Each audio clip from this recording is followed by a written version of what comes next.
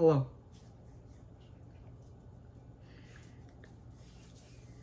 I hope you're having just as wonderful as an evening as I am.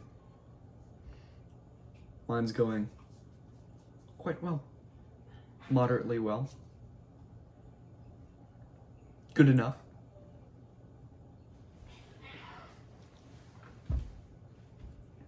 Tonight, I will not be doing a blatant ripoff of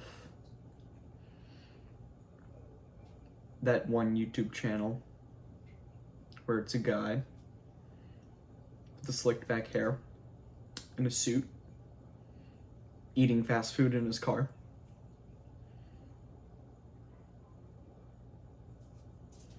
The news of the week. See, I already forgot it. I looked it up right before I started the video. I already forgot it. Well, that guy. Because I am not doing a rip-off video of that, because does he have a co-star in his car? No, he does not. This is...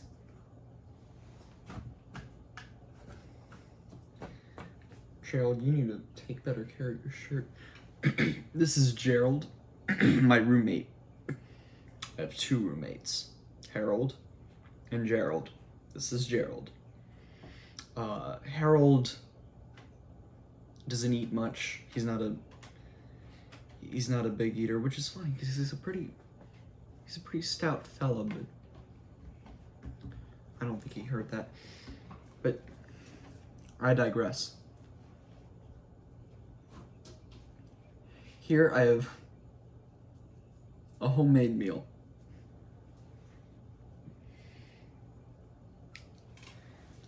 This is a special recipe of mine that I make for myself. It's very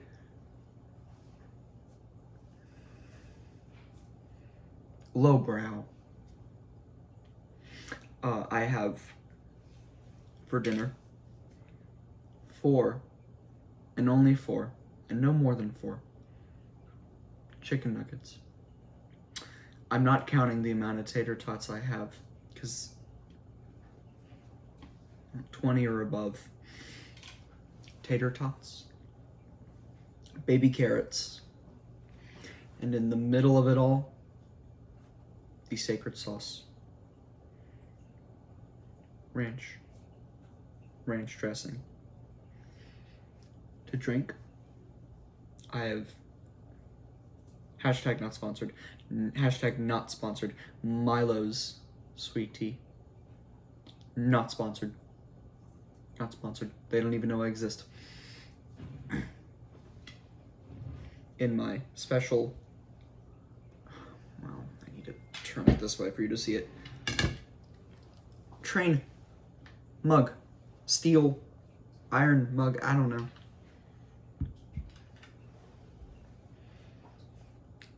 So,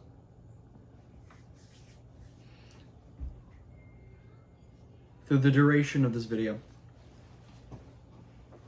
I shall be eating and making chit-chat throughout this video about anything and everything. And speaking of this mug, I think I'll start with that. So, without further ado, let's start with the first chicken nugget.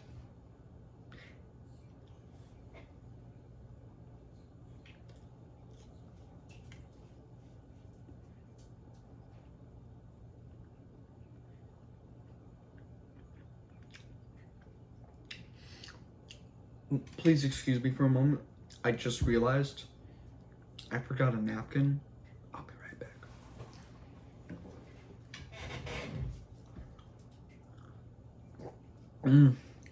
It's good.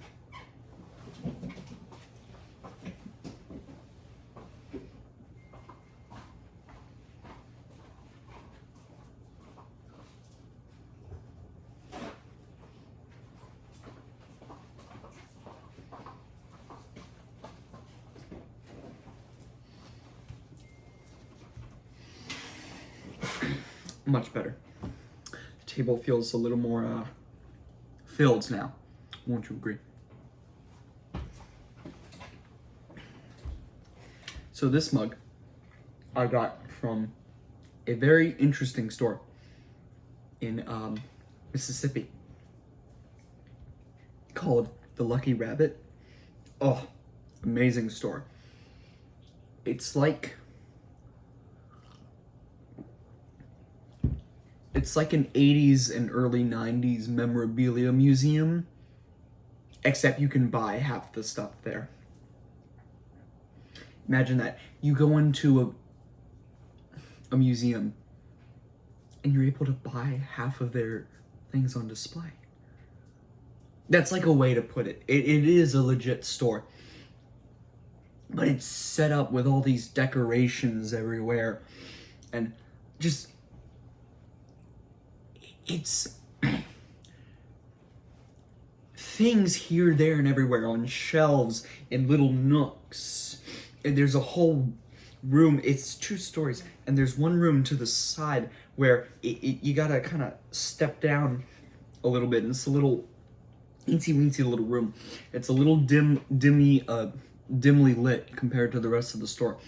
But they got a little movie theater with these 3 to 4 short rows of old movie theater chairs. And in the same room, they got a Sega Genesis, and a Nintendo 64, a Super Nintendo, maybe a PlayStation. I don't remember. I don't think so. Don't count me on that one. But definitely the Genesis 64 and Super NES. So, but it's not just pop culture things.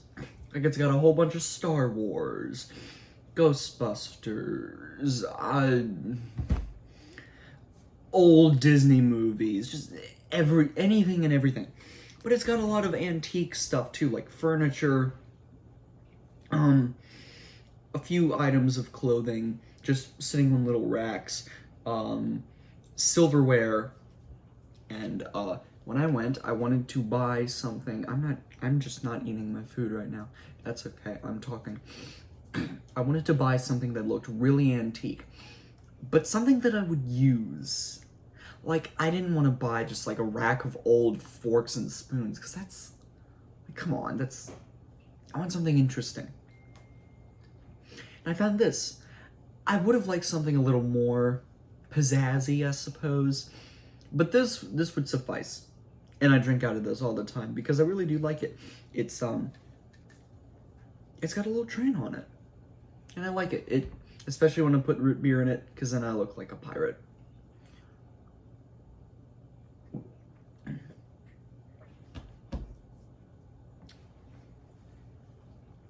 Let's try the tots.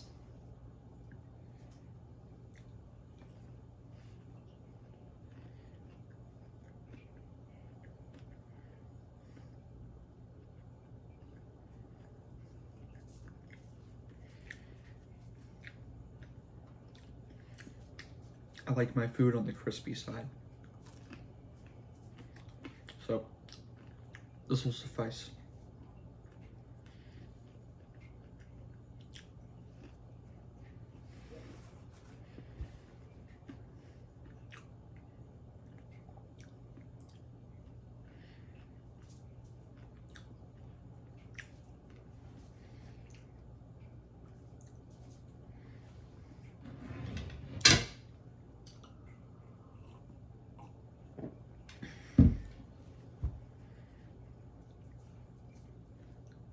Finally, for the only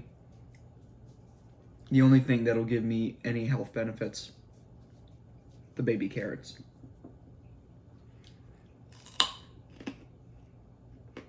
Hear that from a mile away.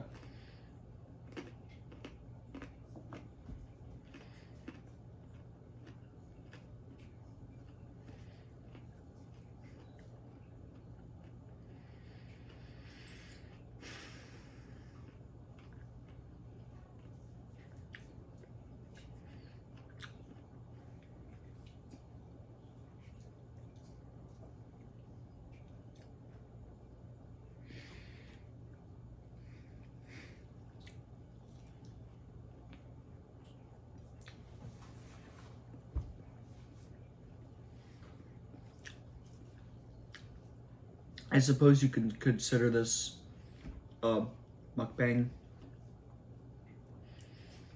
Not too fond of those videos.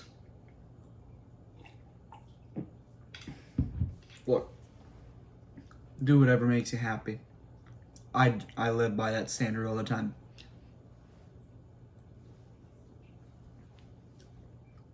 I just don't see the appeal.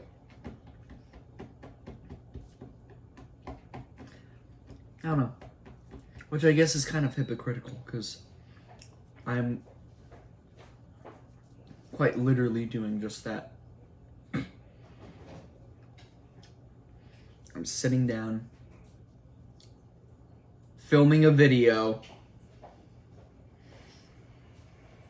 eating food, and talking to the camera. Like there's someone there. But there's really not. There's no one there at all. It's just me. I might as well be talking to the wall.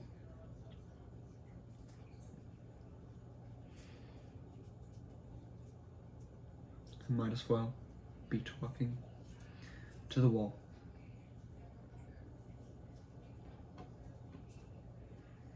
Don't you ever feel like that, Gerald?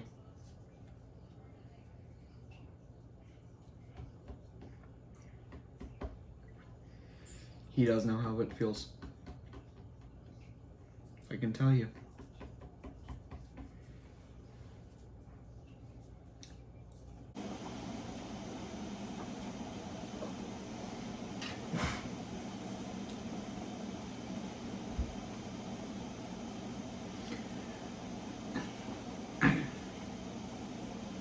Would anyone consider this art? Is this art to anybody?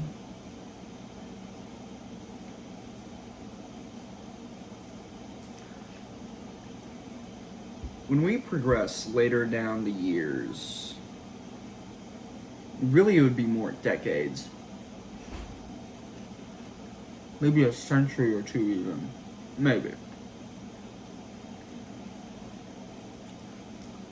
Are art historians gonna go back and archive YouTube videos? Not even anyone like as small as this, just like anything. Mainly the big YouTube videos.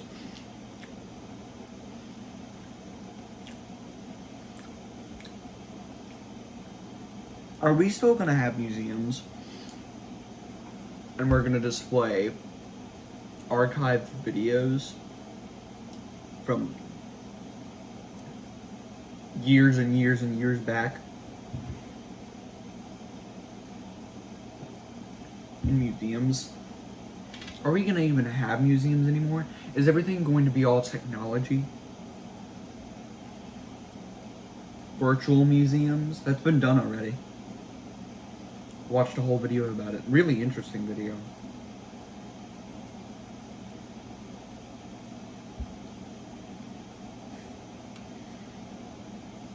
Is there going to even be a need to leave our house? Maybe excluding for the need to go and get food, such as this.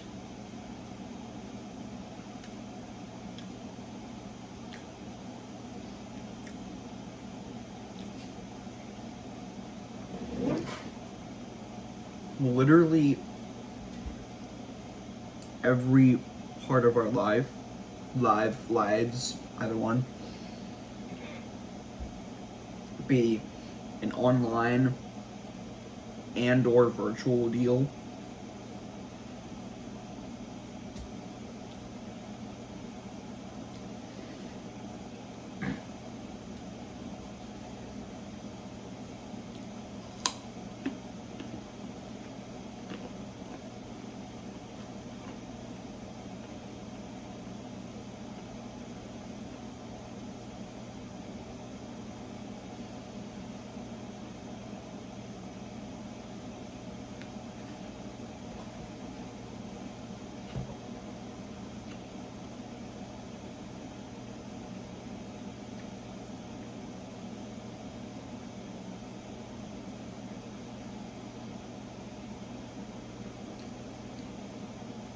Not too long ago, I wrote 2 stories. I didn't really do anything with them. I didn't like publish them to a website or something, or I didn't do anything with them. I need to. It just hasn't happened.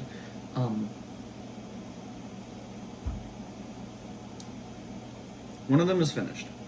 The other, I did some decent progress in, but I didn't put an exact cap off on it.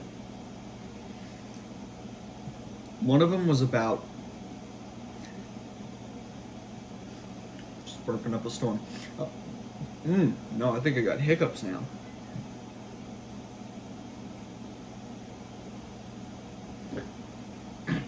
One of them was a metaphorical scenario representation of my views on the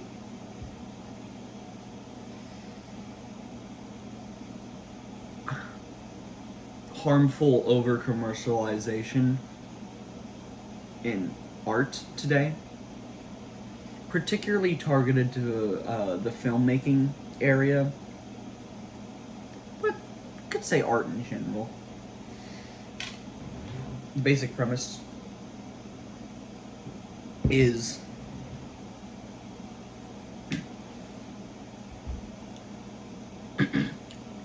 we focus on this limp,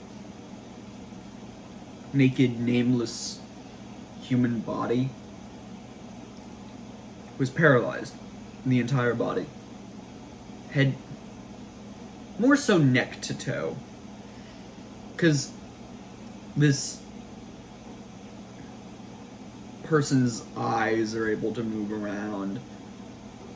Doesn't really say a whole lot. Doesn't say anything for that matter.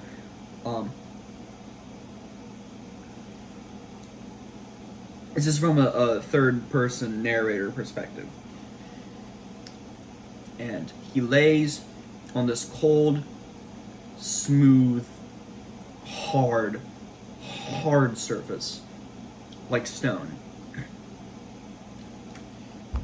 All around him is pitch black. It's just this one room, a light shining on him, and him, her, it. And all around it, it's just pitch black. God knows how far that room could span.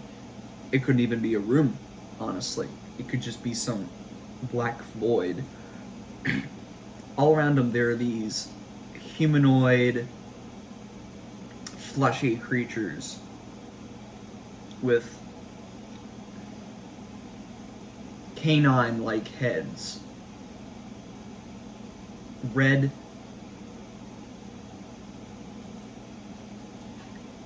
flesh-like, hairless, humanoid hound creatures.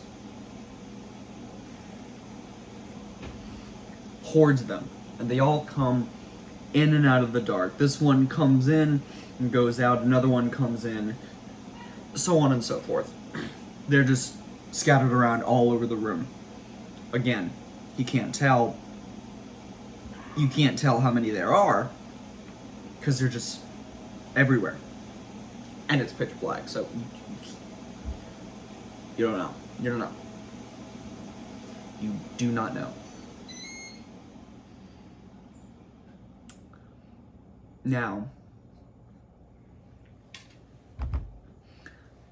they come in and out, and what they do is they follow the orders of above the body is a pedestal of sorts. And high up there sits 3 guys smoking pipes and cigars and what have you. Huge fat amorphous dudes. Their cheeks are sagging, their stomach is all the way up to here.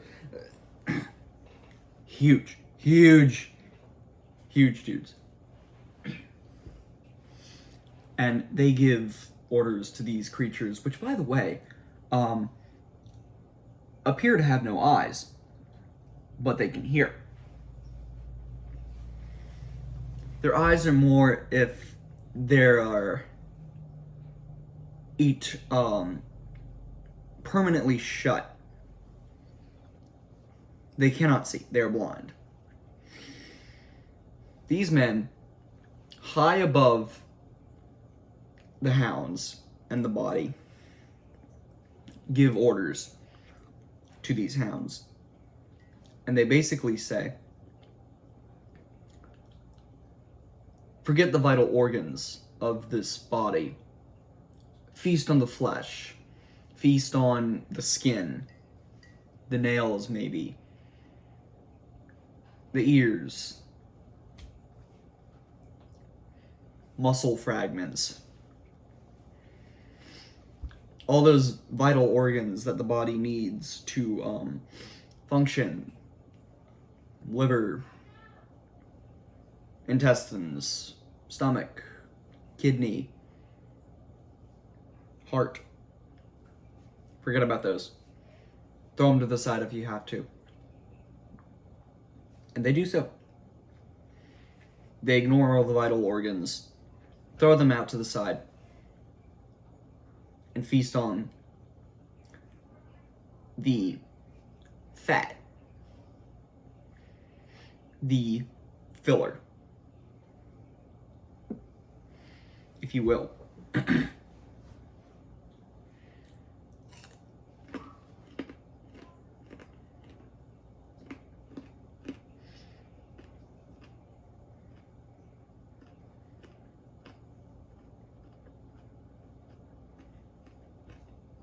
While the body lays there, just watches it all happen. It's paralyzed. It can't do anything to stop it. So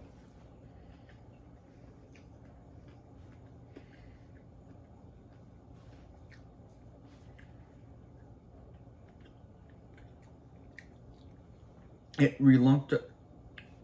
reluctantly accepts its fate.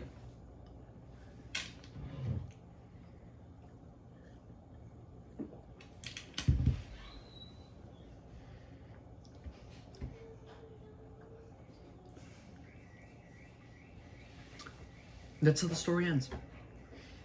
The body, once finished with, is moved aside, and another one takes its place.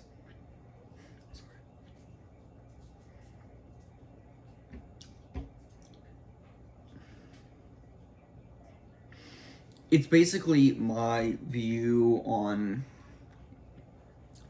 Look, I think this about other people too. But this is kind of a big direct jab at Disney's latest work for me. Their live action remakes and whatnot.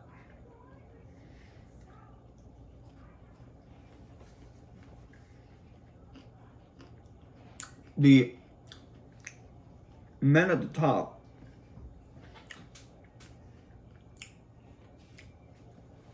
are the big executives,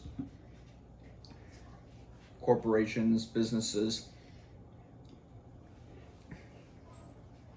that allow projects to be made, like movies or shows or what have you.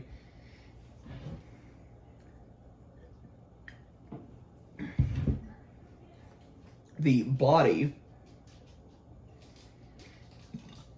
excuse me, good Lord, is the art piece itself. And the hounds, hellhounds, humanoid dog creatures, are the consumers.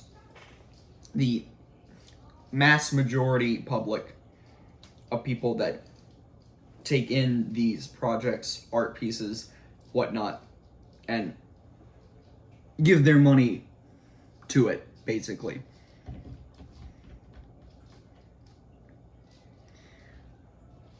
I would love to continue talking about it. Honestly, I think it'd be more fun if you filled in the blanks. And also, I think art should be left up to interpretation, if at all possible. So, please, interpret it in some other way if you'd like to. It's okay. If anything, that's what makes someone else get attached to a project that isn't theirs. Because they find their own way to view it so it appeals to them.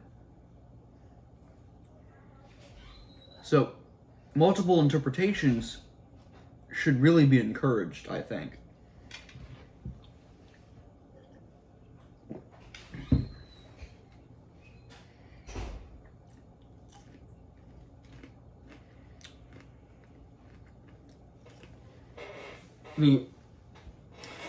That is the one that's finished.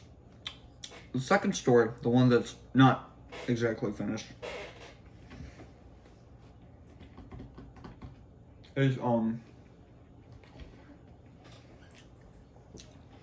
my attempt at making a dystopian sci-fi story. So it has excuse me, a direct inspiration.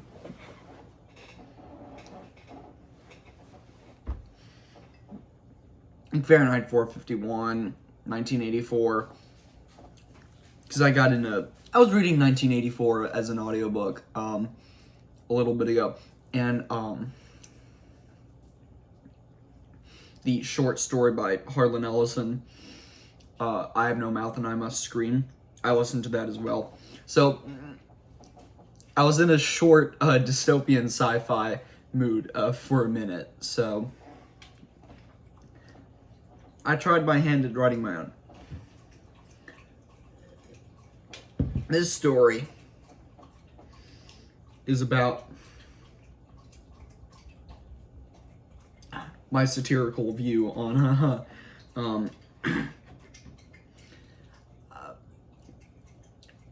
the detrimental progress of cell phones and just technology taking over our lives in general.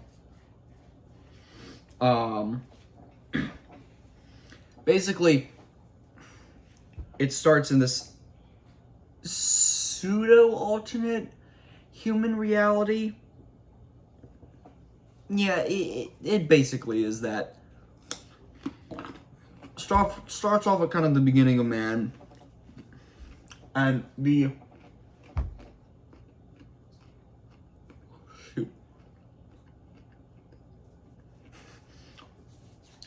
I'm forgetting the name of my character. It's been a while since I've worked on it, okay?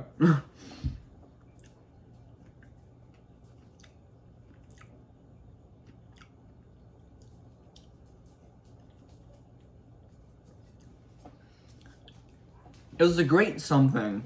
The great, damn,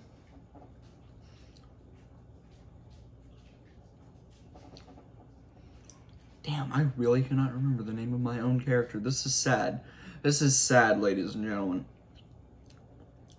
I'm making a fool of myself right now.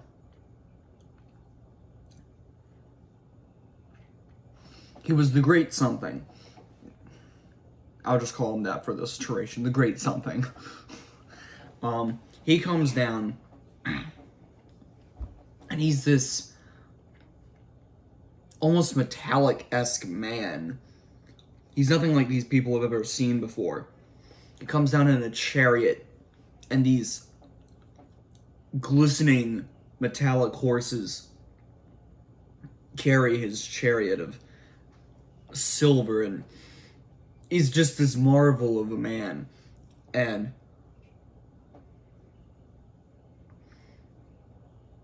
once he enters the picture, it just builds from there.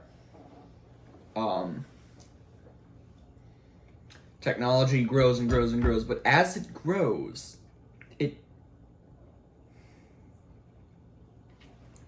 takes more control of the people's free will in a disguise of bringing them more luxury.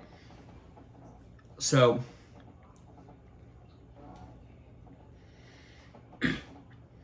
like, it gets to a point where they have big societies, they have little robot helpers, cleaners, like house tenders, maids. But then it grows to mechanical body parts start becoming a thing, but not where like someone has an amputated limb and they replace it with a mechanical one. No. Mechanical body parts that are attachments to someone who already has these body parts, so they don't need to use their limbs. Like, instead of me having to take the smallest effort of moving my hand to grab my cup, instead, a mechanical arm would basically lift my arm up and grab it for me. And my arm or hand just wouldn't have to do anything. And grows from there and there. It gets to the point where computer chips are implanted in everyone's brains, so they get told what to think. I think you see where I'm going with this. It's nothing spectacular. Like, that concept has been tossed around in sci-fi before. I wasn't trying to make some sort of big story out of it. It was just a writer's practice, I guess. You know, like, not everything you make as an artist has to be like a masterpiece. I mean, that's why masterpieces are masterpieces, because they have other things to square up to. If everything was a masterpiece, it's literally the same mindset behind Syndrome's whole thing in The Incredibles. When everyone's super, no one will be. You know, because it's not unique anymore. Once everyone is something, well, it's not unique. If every piece of art you make is a masterpiece,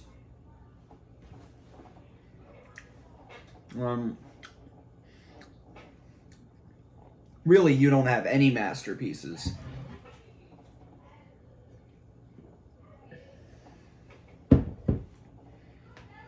But yeah, that's like the last thing I did in that story. Well, no, the last thing that I did was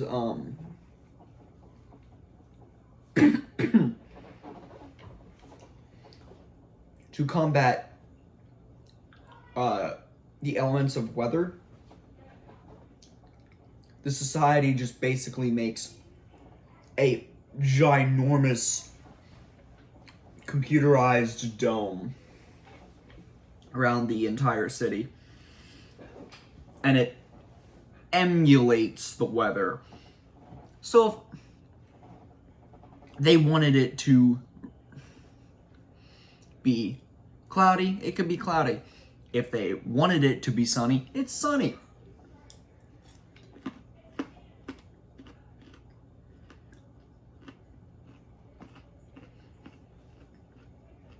And that was the last thing I had. Really the last detail I wrote in that story.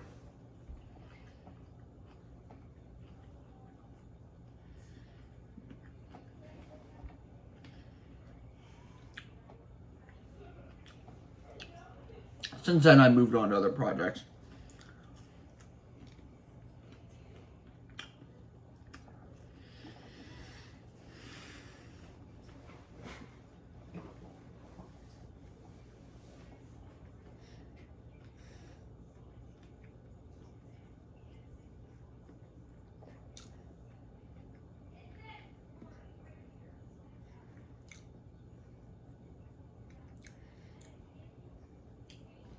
Out of those two, though, my body story is definitely my favorite. I just think it's a little more original than the other one. Because like I said, that topic has kind of been covered in sci-fi before. Like, a lot. It's a very frequent subtopic in sci-fi is the horrors of technology becoming too much. So the other one, to me, just feels a little more unique. And I think the premise is... I can't recall where I've seen a premise quite like that before. But, who knows? Maybe someone has beaten me to the punch. I don't think you've heard a story like that before, have you, Gerald? Yeah, but he says no, but he's not a big story guy.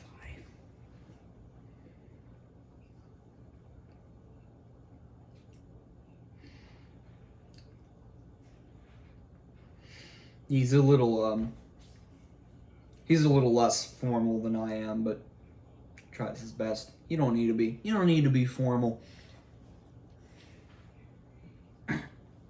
All this is just for fun. I just like the look of suits more. It's also just an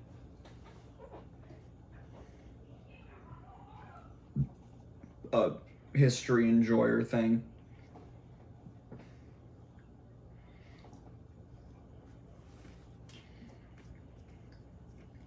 Because really, when you think about it, I mean, it gets so hot sometimes. It's like, how did this not drive people crazy? Like, seriously. Excuse, I bumped the table with my leg, excuse me. Like, some days it's so hot, like, I'm just like, really, how could some people back then, how could anybody stand this? And women, oh Lord.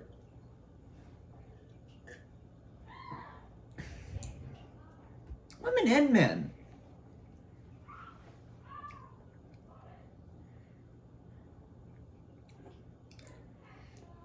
Like, maybe way up north where it's always like freezing cold.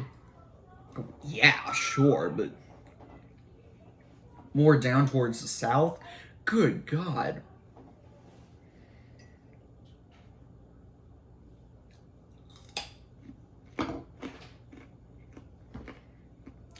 So yeah, suffice to say,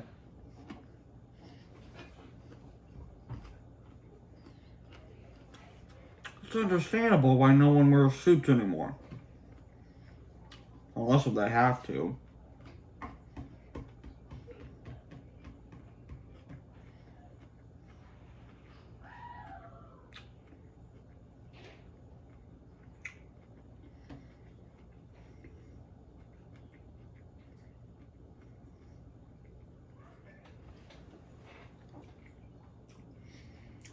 But no, this is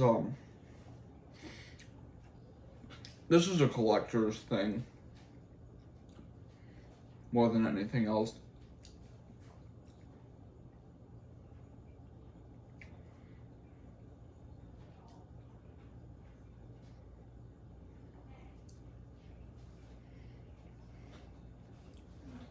This suit was specially tailored I was trying to look for something vintage. They didn't really have anything I was looking for. This is pinstriped, which is probably the best you're gonna get. When I'm talking like vintage is, see these lapels, like they had suits, plenty of suits like these all the time. But if you go back more 20s and 30s, lots of lapels were a lot wider. Lots of them on the bottom, the peak part, went farther than the top, which I think is a very nice look.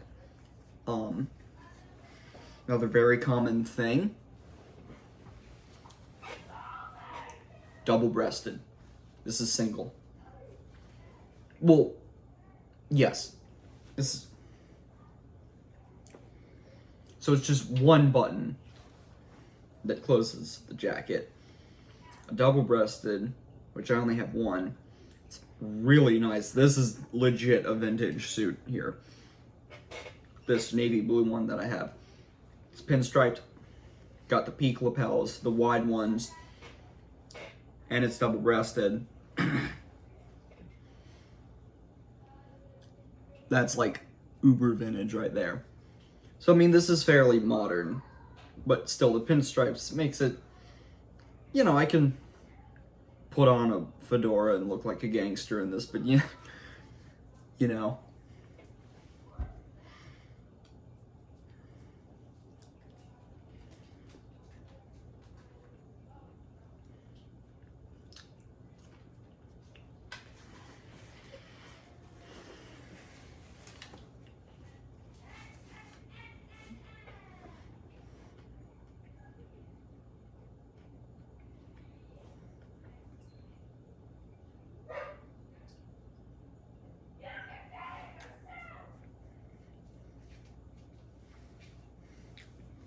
And also, I also wonder,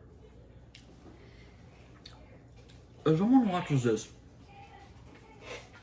and finds this like an ASMR video,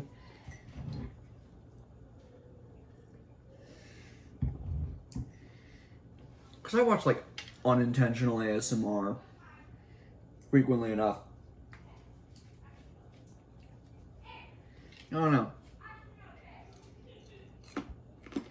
But see, that leads me back to my whole thing.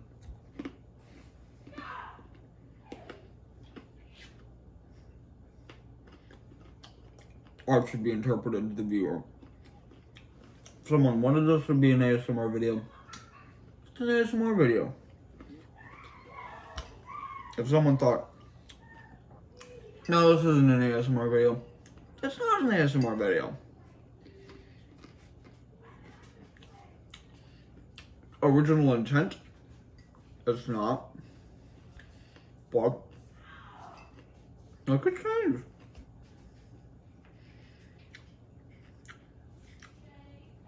But then I wonder if that leads into the potential problem of making the attempt to categorize things shady or very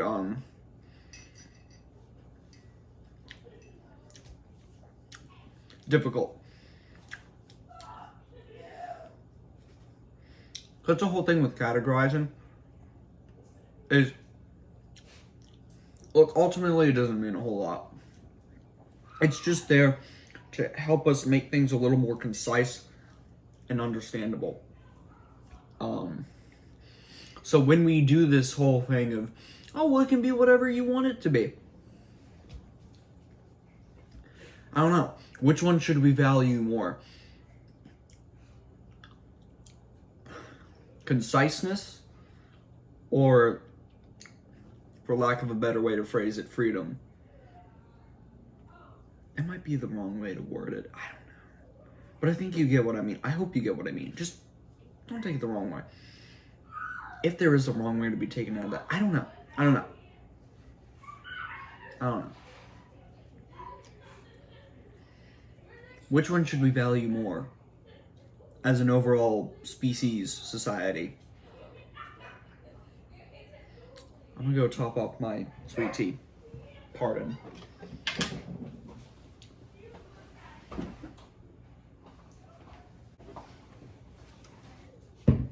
Had to take care of a couple extra matters.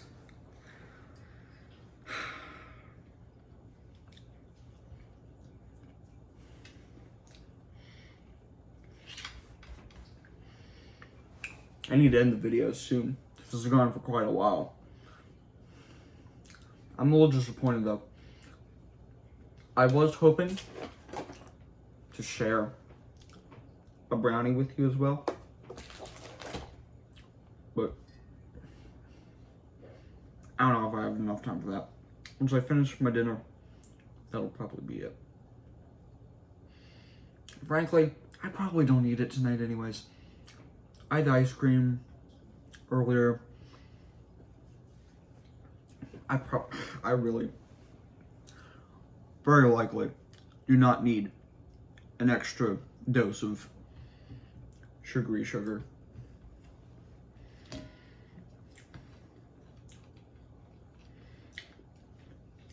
Another night, perhaps.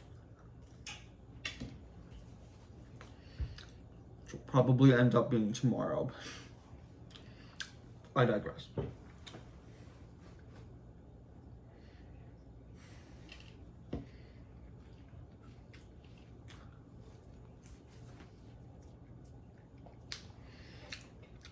As I finish off my meal, I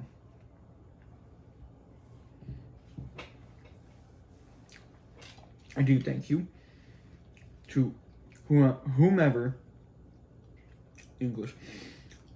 may possibly see this.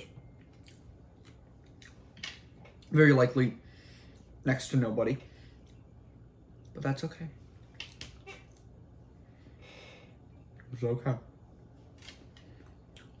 We all must have humble starts.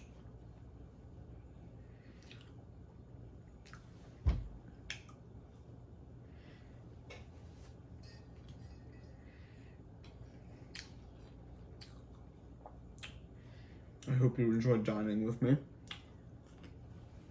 and Gerald.